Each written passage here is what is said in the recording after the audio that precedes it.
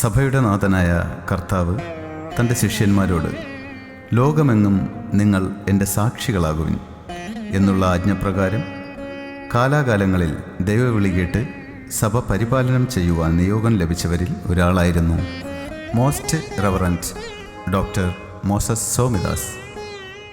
നമ്മുടെ Bible faith മിഷൻ്റെ സ്ഥാപകനായ റെവറൻറ്റ് ഡോക്ടർ CR വേദാന്താചാരി അവരുടെ നിര്യാണശേഷം സഭയ്ക്ക് വളരെയേറെ ക്ലേശങ്ങളും തടസ്സങ്ങളും ഉണ്ടായെങ്കിലും ഒരു കുറ്റിയായി നാം അവശേഷിക്കപ്പെട്ടപ്പോഴും തൻ്റെ കൃപയിൽ നിന്ന് നമ്മെ തള്ളിക്കളയാതെ ശേഷിപ്പിലൂടെ ഇസ്രായേൽ ജനങ്ങളെപ്പോലെ നാം ഒരു സഭയും ജനതയുമായി വീണ്ടും പണിയുവാൻ നമ്മോട് മനസ്സലിഞ്ഞ ദൈവത്തെ സ്തുതിക്കാം. കന്യാകുമാരി ജില്ലയിലെ വിളവങ്കോട് താലൂക്കിൽ മെതുകുമ്മൽ ഇടത്തോപ്പ് വീട്ടിൽ പരേതനായ മനുവേൽ മോസസ് ക്രിസ്റ്റീന ദമ്പതികളുടെ രണ്ടാമത്തെ പുത്രനായാണ് 1950 May 18 most reverend doctor Moses Somidas ജനിച്ചത്. തിരുമേനി തൻ്റെ പ്രാഥമിക വിദ്യാഭ്യാസം ആരംഭിച്ചത് വാവറ സെൻറ്റ് ഫ്രാൻസിസ് ഹൈസ്കൂളിലായിരുന്നു. ജന്മനാൽ ഹൃദയം വലതുവശത്തും വാൾവുകൾക്കിടയിൽ ദ്വാരം ഉണ്ടായിരുന്നതിനാലും ആന്തരിക അവയവങ്ങൾ വശം തിരിഞ്ഞ് സ്ഥിതി ചെയ്തിരുന്നതിനാലും നിരന്തരം ചികിത്സയിൽ കഴിയേണ്ടി വന്നു. സൺഡേ സ്കൂളിലും സഭയുടെ എല്ലാവിധ പ്രവർത്തനങ്ങളിലും വളരെ സജീവമായി പങ്കെടുത്ത തിരുമേനി ബാല്യകാലം മുതൽ ദളിത് സമൂഹം അനുഭവിച്ചു പോരുന്ന യാതനകളും വേദനകളും മനസ്സിലാക്കി സ്വന്തം സമൂഹത്തിൽപ്പെട്ടവരെ ജാതിഭ്രാന്തന്മാർ ജാതിപ്പേര് വിളിച്ച് കളിയാക്കിയിരുന്നത് പലപ്പോഴും അദ്ദേഹത്തിൻ്റെ ഹൃദയവേദന കൂട്ടുവാൻ കാരണമായി. 12ാമത്തെ വയസ്സു മുതൽ തന്നെ ദളിത് സമൂഹത്തിൻ്റെ പ്രശ്നങ്ങൾ ഏറ്റെടുത്തുകൊണ്ട് അവയെ പരിഹരിക്കുവാനുള്ള മാർഗങ്ങൾ കണ്ടെത്തുന്നതിൽ മുന്നിൽ നിന്ന് പ്രവർത്തിക്കുവാൻ അദ്ദേഹം വെമ്പൽ കാണിച്ചു. ഹൈസ്കൂൾ വിദ്യാഭ്യാസാനന്തരം തിരുവനന്തപുരം മഹാത്മാഗാന്ധി കോളേജിൽ പ്രീ ഡിഗ്രിക്ക് ചേർന്ന തിരുമേനിക്ക് തൻ്റെ രോഗം കാരണം പഠനം പൂർത്തിയാക്കുവാൻ സാധിച്ചില്ല. 1974 മുഴുവൻ സമയവും സുവിശേഷ വേലയ്ക്കായി സമർപ്പിച്ച തിരുമേനി 1979 മദ്രാസിലെ ഹിന്ദുസ്ഥാൻ ബൈബിൾ ഇൻസ്റ്റിറ്റ്യൂട്ടിൽ നിന്നും BTH ബിരുദവും 1981 മഹാരാഷ്ട്രയിലെ യൂണിയൻ ബിബ്ലിക്കൽ സെമിനാരിയിൽ നിന്നും BD തുടങ്ങിയ വേദശാസ്ത്ര ബിരുദങ്ങൾ കരസ്ഥമാക്കി. വൈദ്യശാസ്ത്ര വിധിപ്രകാരം 20 വയസ്സിന് മുകളിൽ ജീവിക്കുകയില്ല എന്നുള്ള അഭിപ്രായവും ജീവിച്ചിരിക്കുന്നുവെങ്കിൽ പഠനം, വിവാഹം, കഠിന ജോലി എന്നിവ ഒഴിവാക്കണം എന്ന നിർദ്ദേശവും തിരുത്തിക്കൊണ്ട് ദൈവം അത്ഭുതകരമായി വഴി നടത്തി. 1981 ജൂൺ 18 കൊല്ലങ്കോട് പേരത്തല വീട്ടിൽ പരേതനായ ദാസയ്യൻ ശ്രീമതി രത്നമ്മ ദമ്പതികളുടെ മൂന്നാമത്തെ മകളും BA ബിരുദധാരിയുമായ ശ്രീമതി വിമല അവർകളെ CSI വെങ്കഞ്ഞി സഭയിൽ വെച്ച് തിരുമേനി വിവാഹം ചെയ്ത് കുടുംബജീവിതത്തിലേക്ക് പ്രവേശിച്ചു. തുടർന്ന് ദൈവത്തിൽ ആശ്രയിച്ച് അനുഗ്രഹിക്കപ്പെട്ട കുടുംബജീവിതം നയിക്കുകയും കേരൻ സഷ്യ മോസസ്, ആനി അക്സ മോസസ് എന്നീ 2 മക്കളെ ദൈവം നൽകുകയും ചെയ്തു. മനുഷ്യൻ്റെ സമ്പൂർണ്ണ വളർച്ചയ്ക്ക് ആത്മീകവും ഭൗതികവും ഒരുപോലെ വളരണം എന്നുള്ള സമ്പൂർണ്ണ രക്ഷയെ പഠിപ്പിച്ച് പ്രായോഗികമാക്കുന്നു എന്നുള്ളത് എടുത്തു പറയേണ്ട സംഗതിയാണ്.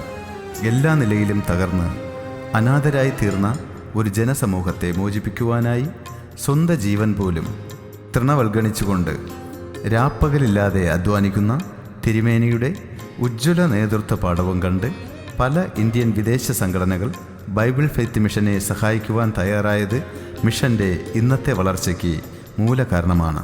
വേൾഡ് വിഷൻ എന്ന പ്രസ്ഥാനത്തിൻ്റെ സഹായത്തോടെ വിവിധ നിലകളിലുള്ള ഹോളിസ്റ്റിക് ട്രാൻസ്ഫർമേഷൻ ആശയത്തിൻ്റെ അധിഷ്ഠിതമായ കർമ്മപരിപാടികൾ ആവിഷ്കരിച്ച് പ്രവർത്തനമാരംഭിക്കുവാൻ ഇടയായി. ഏറെ താമസിയാതെ തന്നെ സഭയ്ക്ക് ഒരു പുതിയ ഉണർവും ആവേശവും ഉണ്ടാക്കുവാൻ ഇടയായി. 1985 മെതുകുമ്മൽ ദേവാലയ അങ്കണത്തിൽ വെച്ച് തിരുമേനിക്ക് സഭയുടെ ആത്മീക അഭിഷിക്ത ഇടയൻ എന്ന നിലയ്ക്ക് ഓർഡിനേഷൻ ലഭിക്കുകയുണ്ടായി. അഭിമന്യ തിരുമേനിയുടെ ആഗമനത്തോടുകൂടി വളർച്ചയുടെ പടവുകൾക്ക് ആരംഭം കുറിച്ചു. അഭിവന്യ തിരുമേനിയുടെ നേതൃത്വത്തിൽ വേൾഡ് വിഷൻ ഓഫ് ഇന്ത്യയുടെ സഹായത്തോടുകൂടി ആരംഭിച്ച NCDP പ്രോജക്റ്റ് PFMൻ്റെ അടിത്തറയ്ക്ക് ശക്തി പകരുവാൻ വഴിതെളിച്ചു. ദേഹം, ദേഹി, ആത്മാവ് എന്നിവയുടെ മോചനം ലക്ഷ്യമാക്കി സ്വന്തം ജനത്തിൻ്റെ പട്ടിണി മാറ്റുവാൻ പനയോല വ്യവസായത്തിലൂടെ ഒരു തൊഴിലും സ്കൂൾ കുട്ടികൾക്ക് വിദ്യാഭ്യാസത്തിന് നോട്ട് ബുക്ക് വിതരണവും ട്യൂഷൻ സെൻ്ററുകളും യുവാക്കൾക്കും യുവതികൾക്കും വേണ്ടി ഡ്രൈവിംഗ് സ്കൂൾ, തയ്യൽ പരിശീലനം, നിർധരരായ കുടുംബങ്ങൾക്ക് 100 ഭവനങ്ങൾ, വിവിധ സ്ഥലങ്ങളിൽ സഭ സ്ഥാപിക്കുന്നതിന് വേണ്ടി ഷെഡുകൾ എന്നിവ സ്ഥാപിച്ചു. തിരുമേനിയുടെ നേതൃത്വത്തിൽ പാറശാല റെയിൽവേ സ്റ്റേഷന് അടുത്തുള്ള രേവതി ഭവൻ എന്ന വാടക കെട്ടിടത്തിൽ വെച്ച് ആരംഭിച്ച മുഴുരാത്രി പ്രാർത്ഥന മിഷൻ്റെ വളർച്ചയ്ക്കുള്ള ഒരു പ്രധാന ഘടകമായി പരിണമിച്ചു. വേൾഡ് വിഷൻ ഓഫ് ഇന്ത്യ എന്ന പ്രസ്ഥാനത്തെ ബന്ധപ്പെടുകയും അതിൻ്റെ പ്രവർത്തനത്തിലൂടെ 1980 കാലങ്ങളിൽ തമ്മിൽ യാതൊരു ബന്ധവുമില്ലാതെയും അങ്ങനെ ബന്ധപ്പെടുത്തുവാൻ ഒരു ചങ്ങലയായ ഭൗതികമോ ആത്മീകമോ ഉള്ള ഒരു പ്രസ്ഥാനമോ നേതൃത്വമോ ഇല്ലാതിരുന്ന ആ ഇരുളിൻ്റെ നാളുകളിലാണ് തിരുമേനി വേൾഡ് വിഷൻ പ്രോജക്റ്റിലൂടെ നെയ്യാറ്റിൻകര താലൂക്കിലുള്ള 5 പഞ്ചായത്തുകളെ കേന്ദ്രീകരിച്ച് 50 രൂപ പോലും ശമ്പളം ലഭിക്കാതിരുന്ന പ്രവർത്തകർക്ക് 500 രൂപ ശമ്പളം നൽകി അവരെ ഈ പഞ്ചായത്തുകളിലെ മൾട്ടിപർപ്പസ് പ്രവർത്തകരായി ചുമതല നൽകി. പ്രോജക്റ്റിൻ്റെ പ്രവർത്തനത്തിലൂടെ വിദ്യാഭ്യാസത്തിൻ്റെ ഉന്നമനത്തിനായി ഫ്രീ ട്യൂഷൻ സെൻ്ററുകൾ സ്ഥാപിച്ച് 10ാം ക്ലാസ് പാസ്സാകാതെ തുടർ പഠനങ്ങൾക്ക് കഴിവില്ലാതിരുന്ന 100 കണക്കിനുള്ള നമ്മുടെ കുട്ടികളെ, നമ്മളിൽ തന്നെയുള്ള വിദ്യാസമ്പന്നരായ തൊഴിലുകളില്ലാതിരുന്ന ചെറുപ്പക്കാരെ കണ്ടെത്തി അവർക്ക് ജോലിയും സമൂഹത്തിന് വിദ്യാഭ്യാസ അവസരവും നൽകപ്പെട്ടു.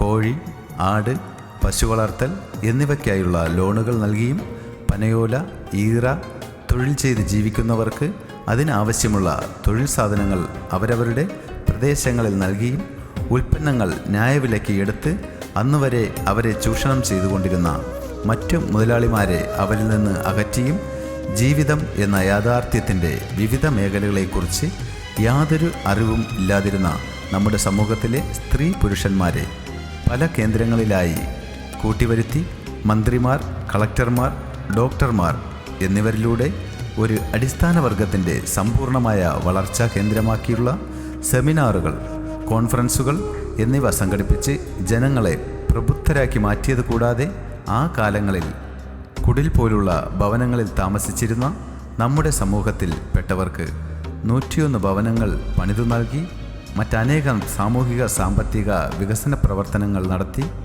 ആ പ്രോജക്റ്റ് 7 വർഷം കൊണ്ട് 50ഓളം വരുന്ന ആളുകൾക്ക് മാസശമ്പളം ഉള്ള വരുമാനമാർഗം നൽകിയതും ഒരുപക്ഷെ അതിൻ്റെ ഗുണഭോക്താക്കൾ പോലും മറന്നാലും ബൈബിൾ ഫെയ്ത്ത് മിഷൻ ചരിത്രത്തിനും ദൈവത്തിൻ്റെ മുമ്പിലും അത് മറവിയാകില്ല എന്നത് ഒരു സത്യമാണ്.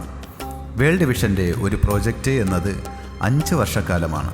എന്നാൽ തിരുമേനിയിലൂടെ പ്രവർത്തനങ്ങൾ വേൾഡ് വിഷൻ്റെ 40ലധികം ഉണ്ടായിരുന്ന ഇന്ത്യയിലെ പ്രോജക്റ്റുകളിൽ ഏറ്റവും മികച്ചതും പണം കൈകാര്യം ചെയ്തതിലുള്ള വിശ്വസ്തതയും മാനിച്ചുകൊണ്ട് തിരുമേനിയെ അന്ന് the best project manager in India എന്ന് അംഗീകരിച്ചതും പ്രോജക്റ്റിൻ്റെ കാലാവധി 5 വർഷത്തിൽ നിന്ന് 7 വർഷമായി നീട്ടിക്കൊടുത്തതും യാദൃച്ഛികമല്ല, മറിച്ച് അതിന് പ്രവർത്തനം സാക്ഷ്യം വഹിച്ചതുകൊണ്ട് മാത്രമാണ്.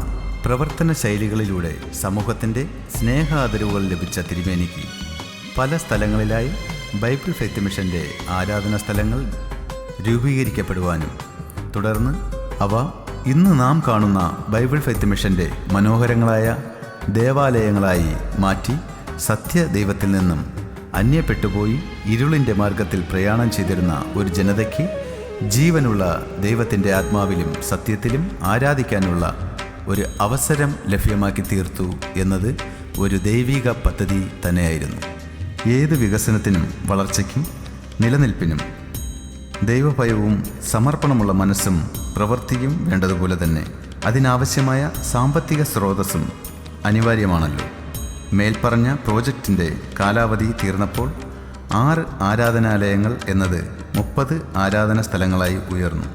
എന്നാൽ അവകൾക്ക് സ്വന്തമായ സ്ഥലമോ കെട്ടിടമോ ഇല്ലാത്ത ദുഃഖകരമായ അവസ്ഥ തുടർന്നു.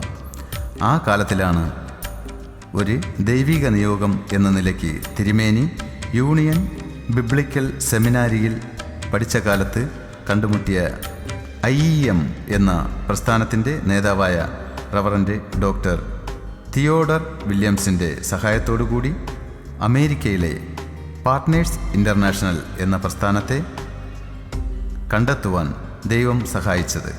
ഇന്ന് ബൈബിൾ ഫെയ്ത്ത് മിഷൻ എന്തായിരിക്കുന്നുവോ അതിന് സഹായഹസ്തം നൽകി പോന്നിരുന്നത് പാർട്ട്നേഴ്സ് ഇൻ്റർനാഷണൽ ആണ്. മൗണ്ട് സീനായി ഇന്ന് ദളിതരുടെ മുഴുവൻ ആശാകേന്ദ്രമായിരിക്കുമ്പോൾ പഴയ കണ്ണണ്ണാമല എന്ന പേര് ബഹുഭൂരിപക്ഷം വിസ്മരിക്കുന്നു. വലിയ പാറക്കെട്ടുകളാൽ നിബിഡമായതും മറ്റു ക്ഷുദ്രജീവികളുടെയും സ്വൈരവിഹര കേന്ദ്രമായിരുന്നു. ഉച്ച സമയങ്ങളിൽ പോലും ജനം സഞ്ചരിക്കുവാൻ ഭയപ്പെട്ടിരുന്ന സ്ഥലം. ഈ സാഹചര്യത്തിൽ നിന്നും ഇന്ന് നാം കാണുന്ന സീനായ് മലയായി രൂപാന്തരപ്പെടുത്തിയതിൻ്റെ ശില്പിയാണ് അഭിവന്യ തിരുമേനി. ഇന്ന് നാം ദർശിക്കുന്ന മണിമന്ദിരങ്ങൾ, BFMൻ്റെ ഉടമസ്ഥതയിലുള്ള ഭൂപ്രദേശം, വിലപിടിപ്പുള്ള വാഹനവ്യൂഹങ്ങൾ തുടങ്ങിയവ തികച്ചും അഭിവന്യ തിരുമേനിയുടെ ത്യാഗത്തിൻ്റെയും കഠിന അധ്വാനത്തിൻ്റെയും കയ്യൊപ്പുകളാണ്. ബാല്യകാലത്തിൽ തന്നെ അങ്കുരിച്ച ദളിത് സ്നേഹവും അവരുടെ വിമോചനവും ത്യാഗജീവിതത്തിലേക്ക് നയിച്ചു. മാനുഷികമായി പല സാധ്യതകളും തൻ്റെ മുമ്പിലുണ്ടായിരുന്നപ്പോൾ സ്വന്തം ജനതയുടെ വിമോചനം ക്രിസ്തുവിലൂടെ മാത്രമെന്ന് മനസ്സിലാക്കി ക്രിസ്തീയ ജീവിതത്തിൻ്റെ ഉടമയായി മാറി. ഞങ്ങളുടെ പ്രിയ ആർച്ച് ബിഷപ്പ് ദൈവശുശ്രൂഷയിൽ വിശ്വസ്തനായി പ്രവർത്തിച്ചതിനൊപ്പം ഒരു മാതൃകാപരമായ ക്രൈസ്തവ കുടുംബജീവിതവും നയിച്ചു. തൻ്റെ ഭാര്യയായ വിമല സ്വാമിദാസ് കൊച്ചമ്മയോടൊപ്പം തിരുമേനി ദൈവസ്നേഹത്തിലും വിശ്വാസത്തിലും ഉറച്ച ഒരു കുടുംബം നിർമ്മിച്ചു. കൊച്ചമ്മ ദൈവഭക്തിയോടും സ്നേഹത്തോടും കരുതലോടും കൂടി കുടുംബത്തെ സംരക്ഷിക്കുകയും ഭർത്താവിൻ്റെ ശുശ്രൂഷയെ പ്രാർത്ഥനയിലൂടെ പിന്തുണയ്ക്കുകയും ചെയ്തു. ദൈവം അവർക്ക് 2 പുത്രിമാരെ അനുഗ്രഹിച്ച് നൽകി. കേരൻ സഷ്യ മോസസ്, ആനി അക്സ മോസസ്. അവരുടെ കുടുംബം പിന്നീട് മനോഹരമായി വികസിച്ചു. Bible faith mission bishop right reverend doctor Selvadas Pramod, Gold Yesu Pal എന്നിവർ പ്രിയ മരുമക്കളായി ചേർന്നു. ദൈവം അവർക്ക് കൊച്ചുമക്കളായ ജെനിസ് ഡീന ക്രിസ്റ്റിയും ഇവാൻ ക്രിസ് പോളിനെയും അനുഗ്രഹിച്ചു നൽകി. നാം കടന്നുപോകുന്ന ഈ കാലഘട്ടങ്ങളിലെ നൂതനമായ അറിവിൻ്റെയും സാങ്കേതിക പരിജ്ഞാനത്തിൻ്റെയും ഉയർന്ന നിലവാരമുള്ള തൊഴിലവസരങ്ങളുടെയും യാഥാർത്ഥ്യത്തെ മുന്നിൽ കണ്ട് സമൂഹത്തിലെ പിന്നാക്കം തള്ളപ്പെട്ടുപോയ കുഞ്ഞുങ്ങൾക്കും BFM വരും തലമുറയ്ക്കും അത് ലഭ്യമാക്കാൻ വേണ്ടി തൻ്റെ ജീവിതത്തെ ഒരു കഠിനമായ സമർപ്പണത്തിൽ അർപ്പിച്ചുകൊണ്ട് നമ്മുടെ ക്യാമ്പസിൽ CBSEയുടെ ഒരു സീനിയർ സെക്കൻഡറി സ്കൂൾ സ്ഥാപിതമായി. 1996 മൈസൂർ യൂണിവേഴ്സിറ്റിയിൽ നിന്നും MA ബിരുദം നേടി. 2000 ആണ്ട് അമേരിക്കയിലെ മിഷൻ എയ്ഡ് സൊസൈറ്റി തിരുമേനിക്ക് യോഗ് ഫെലോ അവാർഡ് നൽകി ആദരിച്ചു. 2002 ഇംഗ്ലണ്ടിലെ ഓക്സ്ഫോർഡ് സർവകലാശാലയിൽ നിന്നും MTH ബിരുദം നേടി. 2005 സെപ്റ്റംബർ 11 അമേരിക്കയിലെ Anglican academy of religious studies തിരുമേനിക്ക് ഡോക്ടറേറ്റ് നൽകി ആദരിച്ചു. ഒരു അത്ഭുത ജനനം എന്ന നിലയ്ക്കും 20 വയസ്സിന് അപ്പുറം ജീവിക്കുവാൻ സാധിക്കയില്ല എന്ന ഡോക്ടർമാരുടെ നിഗമനം ശരിവയ്ക്കാവുന്ന നിലയിൽ തിരുമേനിയുടെ ആരോഗ്യം വളരെ തടസ്സമായി തന്നെ തുടർന്നു. പലപ്പോഴും മരണം തേടിയെത്തിയ പോലെ ആശുപത്രിയിൽ നിന്നും തിരികെ വിടപ്പെട്ടിട്ടുണ്ട്. ഹൃദയത്തിലെ ദ്വാരം അടയ്ക്കുന്നതിനായി 1989 വെല്ലൂർ ആശുപത്രിയിൽ വെച്ച് ഓപ്പൺ ഹാർട്ട് സർജറി നടത്തുകയുണ്ടായി. 2006 അതേ ആശുപത്രിയിൽ വെച്ച് തൊണ്ട കീറി സെർവിക്കൽ സ്പോണ്ടിലോസിസ് എന്ന മറ്റൊരു സർജറിയും നടത്തി. 2008 ഹൃദയത്തിൻ്റെ പ്രശ്നം വീണ്ടും വഷളായി. 2009 മദ്രാസ് മിയോട്ട് ആശുപത്രിയിൽ വെച്ച് ഒരു ബൈപ്പാസ് സർജറി നടത്തി. അതുകൂടാതെ 3 അവസരങ്ങളിലായി 3 ആൻജിയോപ്ലാസ്റ്റി സർജറിയും ചെയ്തു. വീണ്ടും തൻ്റെ ആരോഗ്യം പ്രശ്നമായപ്പോൾ ഹൃദയത്തെ തൊടുന്ന ഒരു ഓപ്പറേഷനും ഇനി സാധ്യമല്ല എന്ന് കണ്ടെത്തിയ ഡോക്ടർമാർ 2014 ഒരു പേസ് മേക്കർ ഘടിപ്പിച്ചു. ഒരുപക്ഷെ മെഡിക്കൽ സയൻസിൻ്റെ റിപ്പോർട്ടിൽ പ്രകാരം ഇത്രയും ഓപ്പറേഷനുകൾ നടത്തിയിട്ടുള്ള ഒരു മനുഷ്യ ശരീരം ജീവിച്ചിരിക്കുവാൻ സാധ്യതയില്ല എന്ന് പറയുമ്പോഴും നമ്മുടെ തിരുമേനിയെ ദൈവം തന്നെ നിയോഗിച്ച ദൗത്യം പൂർത്തീകരിക്കുന്നതിന് ആവശ്യം വേണ്ട ശക്തി നൽകി ഊർജ്ജസ്വലതയോടെ രാവും പകലുമില്ലാതെ നമ്മുടെ മുമ്പിൽ കർമ്മനിരതനായി ജീവിച്ചതിന് നാമെല്ലാം സാക്ഷികളാണല്ലോ. മതേതര രാജ്യത്തിൽ മതവിമോചനത്തിൻ്റെ ശരിയായ രൂപമാണ് ദളിതർ അഭിമുഖീകരിക്കുന്നത്. മതത്തിൻ്റെ പേരിൽ നഷ്ടപ്പെട്ട അവകാശങ്ങൾ സംരക്ഷിക്കുന്നതിനായി ജനതയെ പ്രാർത്ഥനയിലും പ്രവർത്തനത്തിലും ഉത്സുകരാക്കുന്നതിനോടൊപ്പം മറ്റിതര സഭാ പ്രസ്ഥാനങ്ങളോട് ചേർന്ന് ഒരു ശക്തിയായി മാറ്റിയെടുക്കുവാൻ തിരുമേനി ചെയ്ത പ്രവർത്തനങ്ങൾ ഇന്നും നമ്മുടെ ഓർമ്മയിൽ തങ്ങി നിൽക്കുന്നു. 15 വർഷത്തിനിടയിൽ കേരളത്തിനകത്തും പുറത്തും ദളിത് ക്രൈസ്തവരെ ഉദ്ധരിക്കുന്നതിനായി പ്രവർത്തിച്ചുകൊണ്ടിരുന്നു. അതിനായി റാലികൾ, ധർണകൾ, ഉപവാസ പ്രാർത്ഥനകൾ എന്നിവയ്ക്ക് നേതൃത്വം നൽകുകയും ചെയ്തിരുന്നു. കൂടാതെ ദളിത് ക്രൈസ്തവർ അനുഭവിക്കുന്ന യാതനകളും ദുരിതവും കേരള സർക്കാരുടെ ശ്രദ്ധയിൽപ്പെടുത്തുന്നതിലും തിരുമേനി ബദ്ധശ്രദ്ധനായിരുന്നു. ഞങ്ങളുടെ പ്രിയ ആർച്ച് ബിഷപ്പ് ആത്മീയ നേതാവായതോടൊപ്പം ദൈവിക പ്രചോദനത്തോടെ നിറഞ്ഞ ഒരു ഗാനരചയിതാവും സംഗീതജ്ഞനുമാണ്. ദൈവത്തിൻ്റെ സ്നേഹം, പരിപാലനം, കരുതൽ, ക്രിസ്തുവിൻ്റെ രണ്ടാം വരവ് എന്നിവയെ ആസ്പദമാക്കി അദ്ദേഹം 100-ലധികം ഗാനങ്ങൾ രചിച്ചിട്ടുണ്ട്. അദ്ദേഹത്തിൻ്റെ ഓരോ ഗാനവും ആത്മീയമായ ആഴം നിറഞ്ഞതും ദൈവത്തിൻ്റെ വിശ്വസ്തതയും സ്നേഹവും ഓർമ്മപ്പെടുത്തുന്നതുമാണ്. ഈ ഗാനങ്ങൾ ശ്രോതാക്കളെ ദൈവത്തോടുള്ള ബന്ധത്തിലേക്ക് ആകർഷിക്കുകയും ആരാധനയെ ഹൃദയസ്പർശിയായ അനുഭവമാക്കുകയും ചെയ്യുന്നു. തിരുമേനിയുടെ സംഗീത മികവ് ദൈവത്തോടുള്ള സമർപ്പണത്തിൻ്റെയും ദൈവിക പ്രചോദനത്തിൻ്റെയും പ്രതിഫലമാണ്. സഭയെ അനുഗ്രഹിക്കുകയും ദൈവത്തെ മഹത്വപ്പെടുത്തുകയും ചെയ്യുന്ന ഒരു നിത്യ പാരമ്പര്യം ആ ഗാനങ്ങളിൽ നിലനിൽക്കുന്നു. ബഹുമുഖ പ്രതിഭയുള്ള ദർശനശാലിയായ നേതാവ്, ഞങ്ങളുടെ പ്രിയ ആർച്ച് ബിഷപ്പ് ദൈവസേവനത്തോടുള്ള ആഴത്തിലുള്ള വിശ്വാസം, ജ്ഞാനം, സമർപ്പണം എന്നിവയാൽ നിറഞ്ഞ ഒരു ബഹുമുഖ പ്രതിഭാശാലിയുമാണ്. ക്രൈസ്തവ ആശയവിനിമയത്തിൽ പ്രാവീണ്യമുള്ള പ്രസംഗകനും സംഘാടകനും നേതാവും അധ്യാപകനും കൗൺസിലറുമായ തിരുമേനി സത്യസന്ധനായ ദേവദാസനും ദർശനശാലിയായ മാർഗദർശകനുമാണ്. തൻ്റെ സമൃദ്ധമായ ശുശ്രൂഷ ജീവിതത്തിൽ arch bishop Bible society of India, KCC, സ്കീബ, NCDC, Dalit സംഘടനകൾ തുടങ്ങിയ നിരവധി അന്തർസഭാ ഐക്യസഭാ സംഘടനകളിൽ പ്രവർത്തിച്ചുകൊണ്ട് വിശ്വാസികളിൽ ഏകതയും നീതിയും കരുണയും പ്രോത്സാഹിപ്പിച്ചു. വിവിധ ഐക്യസഭാ വേദികളിൽ വിശിഷ്ട അതിഥിയായി, പ്രസംഗകനായി ദൈവവചനം പങ്കുവച്ചുകൊണ്ട് തിരുമേനി അനേകരുടെ ജീവിതത്തെ സ്പർശിച്ചിട്ടുണ്ട്. ദർശനവും വിനയവും ദൈവരാജ്യം സ്ഥാപിക്കാനുള്ള സമർപ്പിത ഹൃദയവുമാണ് തിരുമേനിയുടെ നേതൃജീവിതത്തെ പ്രതിഫലിപ്പിക്കുന്നത്. തൻ്റെ ദൈവിക ശുശ്രൂഷ കാലഘട്ടത്തിൽ ഞങ്ങളുടെ പ്രിയ ആർച്ച് ബിഷപ്പ് വിശ്വാസത്തോടും ആത്മാനുഷ്ഠാനത്തോടും ദൈവവിളിയോടുള്ള അചഞ്ചലമായ പ്രതിബദ്ധതയോടും കൂടിയ ഒരു സത്യക്രൈസ്തവ ജീവിതം നയിച്ചു. അനവധി വെല്ലുവിളികളെ ധൈര്യത്തോടെ നേരിട്ട് ഏൽപ്പിച്ചിരിക്കുന്ന ദൗത്യങ്ങൾ എല്ലാ കഠിന സാഹചര്യങ്ങളിലും വിജയകരമായി പൂർത്തിയാക്കി. ഒരു പ്രതിഭാശാലിയായ രചയിതാവും പണ്ഡിതനുമായ തിരുമേനി നിരവധി പുസ്തകങ്ങളും ലേഖനങ്ങളും പ്രസിദ്ധീകരിച്ചു. സ്വർഗീയ മന്നയിൽ തിരുമേനി 1000-ലധികം ലേഖനങ്ങളും പ്രസംഗങ്ങളും ബൈബിൾ പഠന പരമ്പരകളും എഴുതിയിട്ടുണ്ട്. ഇത് അനേകം വിശ്വാസികളുടെ ആത്മീയ ജീവിതത്തെ ആഴത്തിൽ സമ്പന്നമാക്കി. സങ്കീർത്തനങ്ങൾ അടിസ്ഥാനമാക്കിയുള്ള തിരുമേനിയുടെ ഭക്തിപരമായ ധ്യാനങ്ങൾ ആഴമുള്ള തത്വചിന്തയും പ്രായോഗിക ആത്മീയതയും നിറഞ്ഞവയായിരുന്നു. ദളിത് തത്വശാസ്ത്രത്തിൽ നടത്തിയ തിരുമേനിയുടെ ഗവേഷണം അന്താരാഷ്ട്ര തലത്തിൽ അംഗീകാരം നേടി. ഈ വിഷയത്തിൽ രചിച്ച തിരുമേനിയുടെ ഗ്രന്ഥം ഇന്ന് ദളിത് വിദ്യാർത്ഥികൾക്കും തത്വശാസ്ത്ര വിദ്യാർത്ഥികൾക്കും വിലമതിക്കാനാവാത്തൊരു മാർഗദർശക ഗ്രന്ഥമായി കണക്കാക്കപ്പെടുന്നു. ഈ ഗവേഷണത്തിലൂടെ ഇന്ത്യയിലെ മതം മാറ്റവും പുനർമതം മാറ്റവും സംബന്ധിച്ച ചില പ്രധാനപ്പെട്ട സത്യങ്ങൾ തിരുമേനി തെളിച്ചുകാട്ടി. 2025 ഒക്ടോബർ 7 തിരുമേനി അസുഖബാധിതനായി സ്വകാര്യ ആശുപത്രിയിൽ പ്രവേശിക്കപ്പെട്ടു.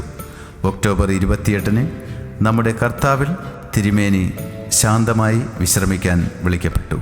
ദൈവസ്നേഹത്തോടും സമർപ്പണത്തോടും നിറഞ്ഞ തിരുമേനിയുടെ ജീവിതവും പാരമ്പര്യവും ഇന്നും നമ്മെ പ്രചോദിപ്പിക്കുന്നു.